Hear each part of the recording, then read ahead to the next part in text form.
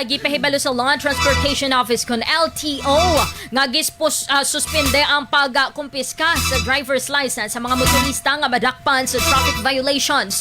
Apan kinahanglan gihapon kini husayon kon bayaran sulod sa 15 working days sumala sa bag-ong mando sa DOTR Transportation Memorandum Circular number 2026-001 nga epektibo sugod kagahabiaging adlaw January 9, 2026. Subay niini gipatinaw sa LTO nga ang pagbayad sa multa kinahanglan sulod sa 15 ka working days gikan sa petsa sa pagkadakop gawas sa Sabado, Domingo, mga holidays ug mga adlaw nga suspendido ang trabaho sa gobyerno.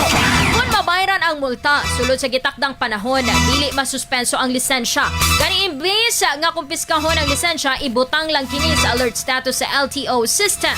Apan kon mapakya sa pagbayad, otomatikong ipatuman ang 30 ka adlaw nga suspensyon kon revocation sa driver's license. Ang memorandum gimando ni Department of Transportation kay DOT Secretary Giovanni Lopez gato sa LTO ug gipirmahan ni LTO Chief Assistant Secretary Marcos Lacanilaw nga nagmando sa hugot nga implementasyon niini sa tanang LTO offices ug law enforcement units sa tibuok nasod Pilipinas.